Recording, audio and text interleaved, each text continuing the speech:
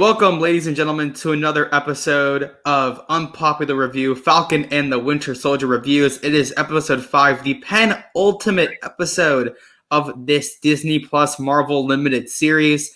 There is a lot to cover in this episode, but before we get into that, let me introduce my co-host tonight. I have Agent Jack, Hey. and Dora Viclage, as always. We'll quickly get you guys' thoughts on this episode. Agent Jack, how do you feel about this episode? Wow. So episode 4, I was like, wow, this is so far my favorite. And Marvel does a great job on these TV shows to make you go, oh, no, but this is my favorite. I thought I love how a lot of, I guess, how do I want to put this?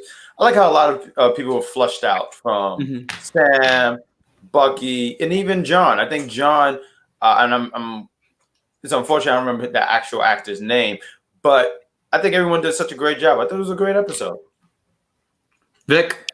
I thought this was incredible. I really like the direction that they're going here. I like the symbolism that's happening here. I loved when John Walker was in court and he was making his plea and he still was not being heard.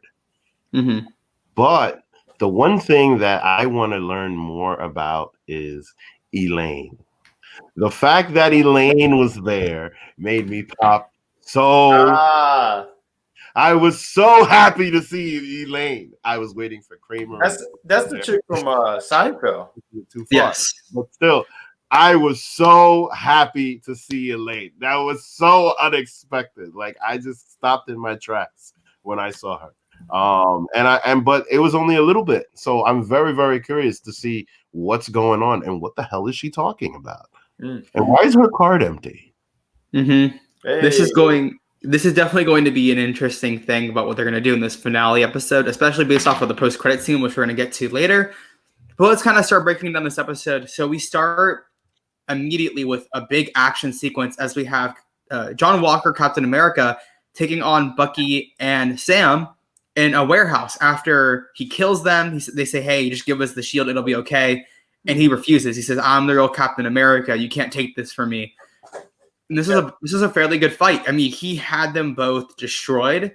So Vic, I'm going to throw it to you first. How do you feel about this opening fight scene? I thought it was great. I mean, clearly we all saw it coming. I didn't think it was going to come so quickly. But yeah, I thought that it was great because you literally start seeing the beginning of where John Walker is like, you know what? Everybody's against me, and they always have been. Like, what the hell? I'm trying my best. I'm doing what I'm asked. I'm blah blah blah blah. And then he looks that way at Sam and Buck because as soon as he says, "All right, you got to give me the shield," that triggers him, and that's it. And then clearly you could see that he took the serum after that fight because wow. And then he rips off Sam's wings. Ooh, that was something. So yeah, very, very interesting opening scene, and clearly just brought me into the rest of the episode. Right? Yeah. Agent Jack. What a way to open this episode. Now, I knew that like Big Vic said, we knew that this fight was going to come. I didn't think it was going to be the first 5 minutes. I thought this fight, and also too, it showed how unhinged John is. John is very unhinged. He's already over edge. He's having second thoughts on killing this person. He and then Buck and Sam look, man, you gotta give the shield. And he's like, no, I'm capping.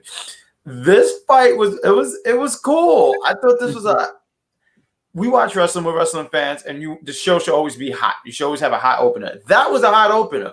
Like, you see this handicap match, and I'm happy that Cap got his butt whooped because, in Civil War, I was kind of upset that Bucky and Cap jumped my man Tony. But I thought also that was really intriguing was I try to pay attention. There's like certain details that might go over. But if you listen to the music a little bit, it was a little play on Civil War. Like, it was a little bit play on that finale when all three of them were fighting Bucky and Sam.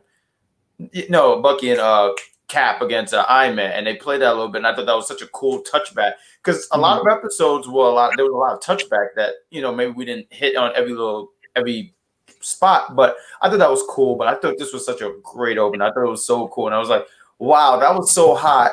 Where do we go from here? And even there was a spot with Bucky, I thought his arm broke because he landed on it, and it had like this little static to it. So I said, oh man, no, Bucky. But you see Sam in the wings, and it was a great opener. I just didn't know how they were going to follow up after that. Yeah. But great. So this story this episode here had a few different distinct stories that they were trying to tell throughout. I found there to be two main ones and one minor one that kind of sat in the background a little bit. So let's get into it. We'll talk about the minor one first, and we'll get into those two main ones. So coming back off of last episode where we dived right into Karli's character a ton, we see a little bit more here.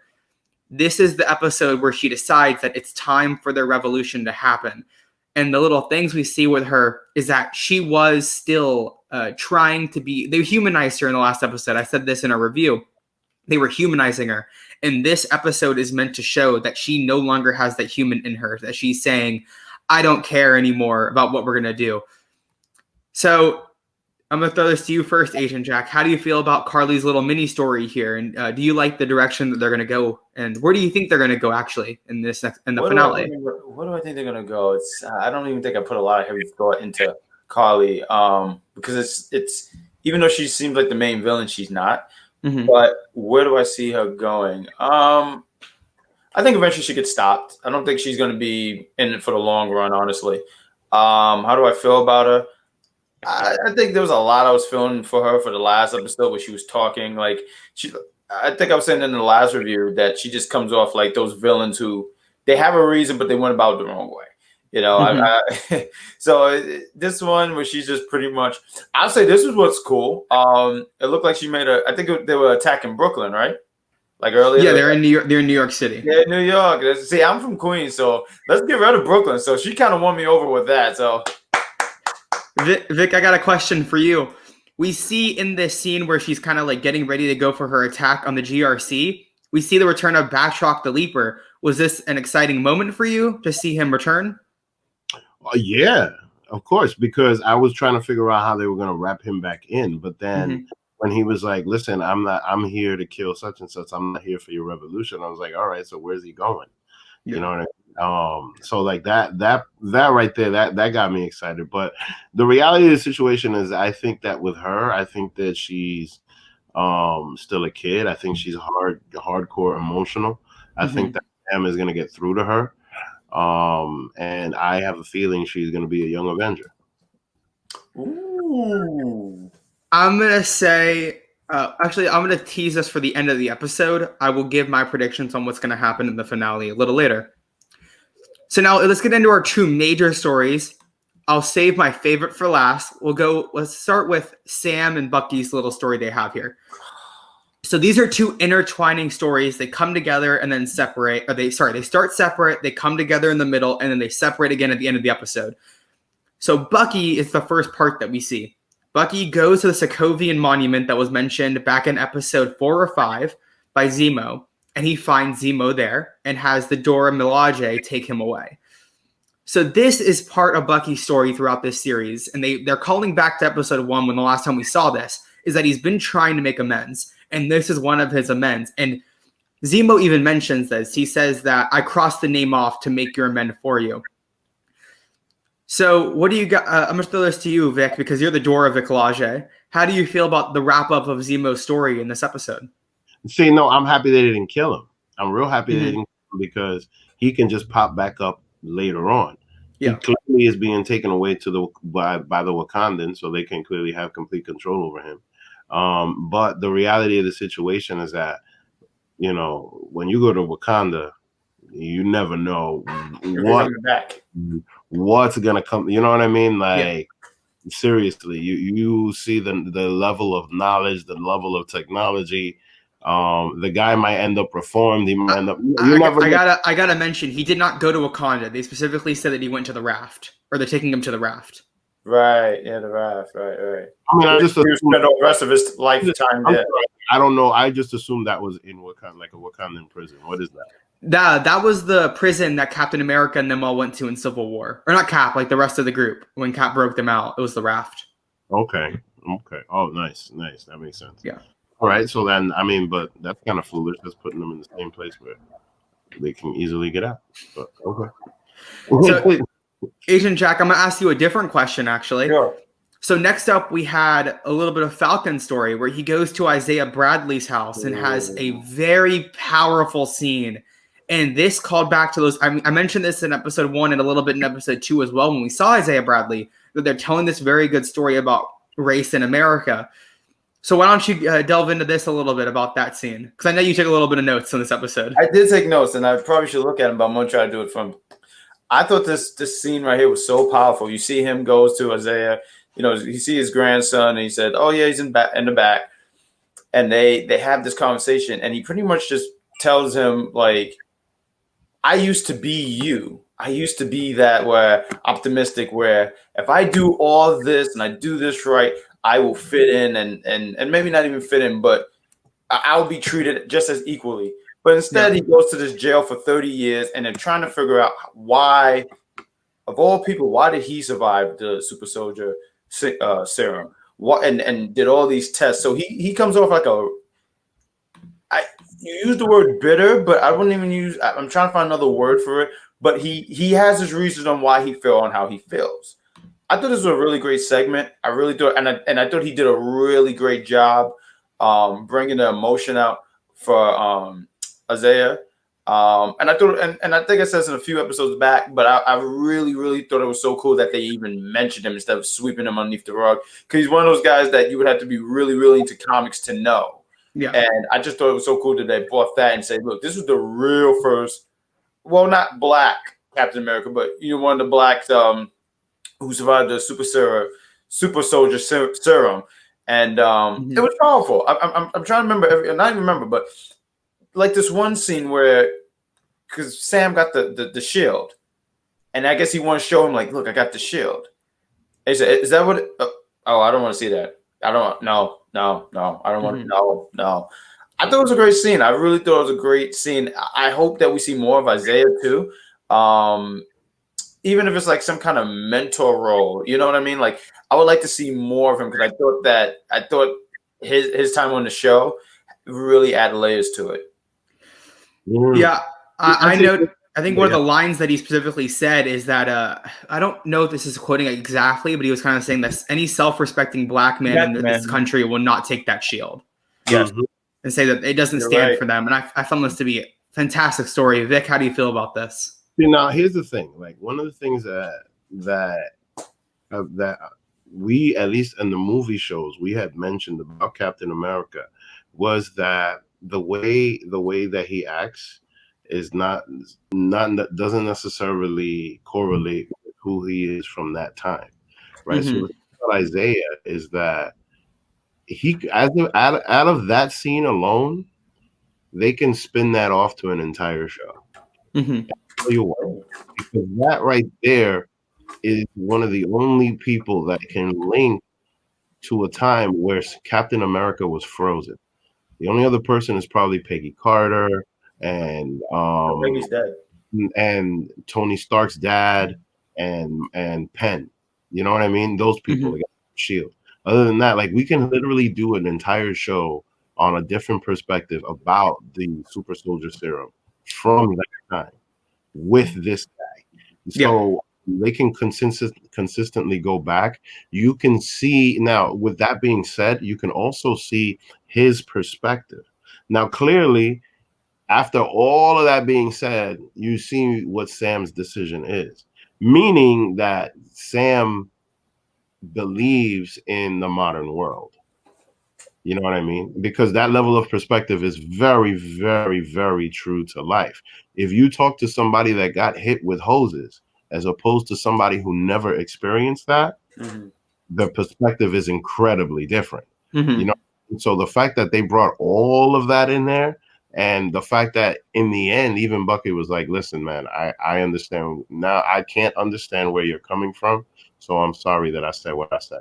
You know what I mean? Even the fact that they brought that into it, I think it's amazing. What I think is going to happen with these two, I think is going to be a situation where Falcon starts to show Isaiah how much the world has changed.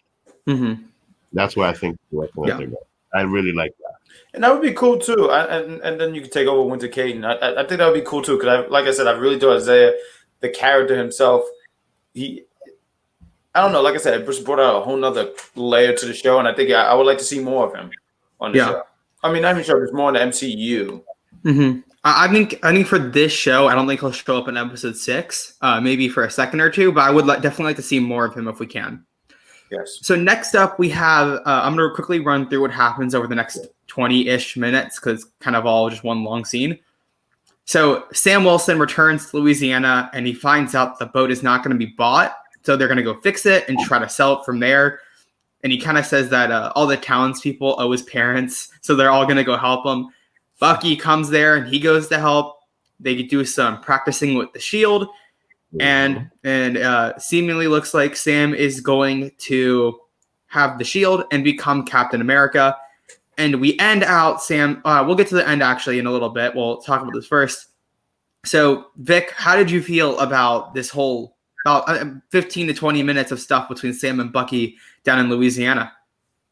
I thought it was great. I mean, because it's very male relationship. You know what I mean? You have a problem, you fight it out, you drink a couple of beers, and you become friends. You know what I'm saying? It's not, oh my God, I hate you. You know what I'm saying? Like it's a couple of guys, and they're ironing out their differences and helping each other out, because Bucky knows that like Sam is a good guy, and Sam knows that Bucky's a good guy deep down, even though he may have the Winter Soldier in him.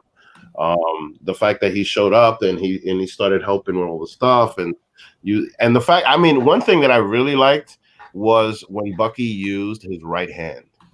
Yeah. It's not natural to me. Like, I was just like, wow, really? Yeah, he goes, why didn't you use the arm? Well, I don't think about using the arm most of the time. I'm right-handed. Right. Yeah.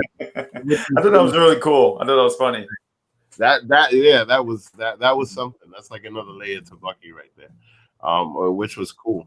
And the scene that I had mentioned earlier about him apologizing, all of that was great. So now I think that, and mind you, my favorite part was when he woke up and noticed the shield, because you could see that he exhaled, and he was very, very happy. Like, he wasn't showing it to Sam, but he was very, very happy that the shield was in Sam's possession.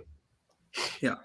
Agent Jack, how did you feel about this little training montage they had where they were throwing the shields back and forth and having a little man talk?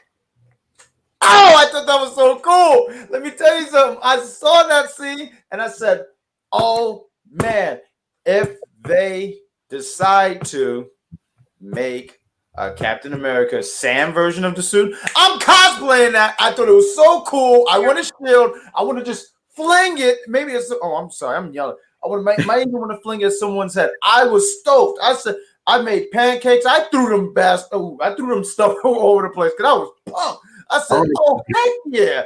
I thought it was so cool. And then he started doing the push-ups and he started sweating. I was waiting for I am the tiger. I don't know what was going on. I thought it was the coolest thing in the world. I got pumped. I thought it was cool. I'm excited. And then I know we all know about the suitcase. And I was like, come on. You know what I want. I thought it was so cool. I'm sorry. I really, really thought it was cool. Seeing him throw the shield. Seeing him, at first he's failing at it, which I think we all would, because he's throwing it and it bounces right back. I would duck too. But then you see him go, and then he's catching it. He's doing backflips and stuff. I said, I said, go ahead, Footloose. I thought it was cool. I thought it was great.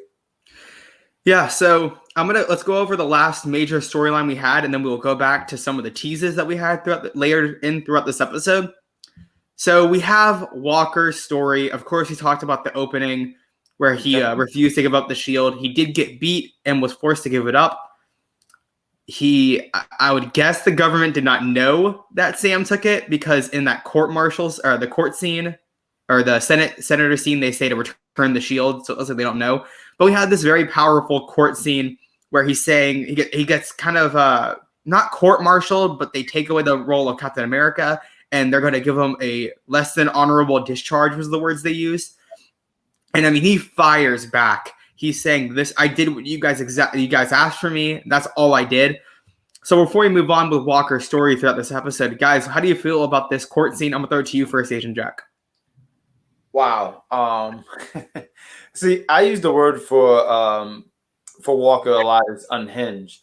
I guess I didn't look at it like, you just mentioned, like he said, I did what you guys wanted me to do. Now y'all punishing me for this. And I don't know. I didn't think of it like that. I just thought, because when he started speaking back, I said, I don't think you're supposed to do that. But he started speaking back to the point, even when they were saying, look, you should be lucky that you're getting even this, but you're not going to get your benefits. And there was a bunch of other stuff that they took away from. And when you see him walk out the courtroom, the only thing that would have made it better, but it's Disney, if you just stuck the middle finger up. But I thought that this scene, wow, you just go like, wow. I think that's where they try to add that layer again for, like, I know no one likes Walker. I get that's the idea what you're supposed to be getting to. But you almost feel like he was just a puppet in all this to begin with. And he was just trying to do what he thought was right. And then, hey, look, you're being punished for this. So, that makes sense. Yeah, Vic, you got anything else to add to that? I mean, to me, this is like the creation of the Fiend. Like, this is the last straw. Like, yeah. Right now, the Fiend is going to come out in the next episode, and it's going to be awesome because everybody is against him, and he's like upset. You know what I mean? Like it's just, and I'm just like, wow, okay. He lost his best friend. Yeah.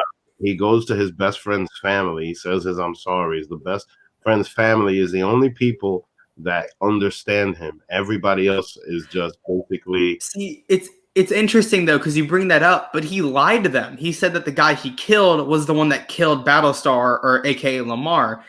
So he basically lied to them to make it seem like he was doing the right thing and get that validation. That's the thing. The reason why he killed him because he thought he killed Lamar. He didn't realize that it was him that killed Lamar at the moment that he killed him. But the thing, but the reality of the situation is just that, like, the fact that he wants them to respect the fact of why he did it. Mm-hmm. Don't understand why he did it, and he's doing everything that they asked for him of him, which is already hard to literally try to be another Steve Rogers. But then I do everything that I can for you, and this is how you treat me. Okay. We're gonna wrap up in a minute. I just want to ask this. Did anybody? My whole thing with that is that everybody that has been through crap can relate to that. Mm-hmm. And right now, and that's why, like, I bring up the Fiend, because, like, oh man, right now it's just a guy that's really, really, really angry and ready to. So I can't wait to see what those little stars are, because Agent Jack, what was your question? No, I wanted to ask, did anybody think, because I was looking at the sister and I just felt like the sister, Lamar's sister, she seemed like she didn't buy any of this. Maybe it was just me digging deep into it. I didn't pay attention to that as well. Yeah, because when she was talking, they put the camera on her a few times, and I just thought that. I just wanted to throw it and see if anyone. I'll go back and watch and see if I think that's going to play in. I think that might be a little too minor for people to call back to, but it's possible that is actually called back to in the next episode. Before we wrap up and go through some of these secrets, I'm going to give my quick little thoughts on this story. I've said this kind of throughout, is that we've slowly seen him go into. Slowly seen like a heel turn a little bit of him. He's slowly losing his mind as he's trying to become something that he simply is not. And I very much enjoyed that storyline, and I liked seeing it again here. I think, Vic, you said a second ago that when I was talking about how Karli was the actual one that killed him, and you were saying, well, he thought that the other guy killed him. I don't think he did that. I think that was the guy he could catch because Karli was already gone, and so he killed the first guy there, and he went to Lamar's parents to seek that validation, right? When you are sort of in that state that he has come into, where he's losing his mind, he was trying to seek any validation for his actions that he could. So that's where I think that storyline went. And I really enjoy that. I think it makes perfect sense, and it plays very well into what they're trying to do with him. But let's wrap this up with some of the little surprises we got. First off, I'm going to get you guys' thoughts on this. We had Sharon Carter here making a phone call saying that someone owed her a favor. In my opinion, that confirms that this is the power broker. Thoughts on this, guys? I was right. That's it. Vic, do you think that she's the power broker? Her? Yeah. Oh, that would be interesting. I still think it's somebody higher than that. But do you know what language that guy on the phone was speaking? Was it French? It was French. So maybe she was calling Batroc the Leaper. And she's actually a bad guy because Batroc the Leaper, if you remember, was in jail. Yeah. Okay. Yeah. And now he suddenly shows up. That's my guess. I'm calling that. I just realized that. You're nailing it. You're nailing it on the head because when she did that and then he showed up and he spoke French, I was like, oh, that's got to be. I said that's got to be confirmed. But even when she was talking on the phone, it made me already think like, oh, this was like confirmation to me. I guess she's got some things going on. I don't know. I guess we're gonna find. And then before we end this episode, let's talk about this end credit scene. We see Walker building his own version of the Captain America shield. Wow. I think this means that he's going to actually be the villain, not the Flag Smashers, and they're going to end with something cool. Remember, he still has the super soldier serum. Yeah. I'm excited. What's my question with that is, where is he getting the vibranium from? I don't know if he's using vibranium. I don't think that's vibranium. Yeah, that's a special kind of metal. Like you just can't get that off the street. It's not like you can go in the store and get it. It's not like a stick of bubble gum. You just can't go in the store and get it. You know? Yeah, like the main reason why the shield works the way that it works is because of what it's made of. Right. Like if you're gonna try to replicate the same thing, like you might not be able. I guess he's just gonna put something together, and then that whole situation might fail. But I'm sure I'm not the only person thinking that. I'm not sure what he is using. It could be adamantium. Hey, if I pronounce that right. They have the rights to it again. Bring that in. Use it. Yes. Imagine if he like hooks up with Stryker. What? Because I believe that's what Ultron was supposed to be made out of, but because they didn't have the rights to it, they had to use vibranium instead for Ultron. So he could be using that metal, which is just as strong as vibranium, if they want to introduce that there. I don't know where they're going to go with that and what he's making the shield out of. I feel like it's definitely not going to be vibranium, though. It doesn't make sense. Yeah. But let's go ahead and wrap this up, guys. Let's grade it all. Let's all give a little grade on it. We haven't really done this, but let's give a grade 1 out of 10. I'm going to give this episode a 9.5. Dora Milaje, what do you grade this episode? I graded a 10. This is historic right here, especially if they take this whole Isaiah character and push it to the moon. This is the beginning of it. 10.11. You want that? Agent Jack? I gotta stick with it. I like that 9.5 because it was a really, really good episode. Like I wanted to see it again on my travels. I didn't get an opportunity to. So it was a really great episode. I mean, and just real quick to open it up like how they did. They had a beautiful midsection too, because even that midsection with Bucky and Sam, I love the little bromance that they were having. I thought that was so much fun. That was like the chill. That was the chill point of the episode, and then it picked right back up when Karli wanted to blow up half of Brooklyn. Good job. And you got Sam with and also too when he opens the case, which we all get excited about. So I know my final thoughts are a little longer, but hot opener. Good midsection. Yeah. And then that ending to make you go like, no, don't do it. Oh, it's over. That's the one reason I'm dropping it from a 10 is because I wish it didn't end that way. I wanted to see him in that outfit. But ladies and gentlemen, thank you for joining us for episode 5 of The Falcon and the Winter Soldier. Next week, I'm not sure what day we're going to be doing it, but it will be live for the finale. Unfortunately, I cannot join them, but I'm positive that Dora Milaje and Agent Jack will be able to carry on without me. Thank you guys for joining us, and goodbye.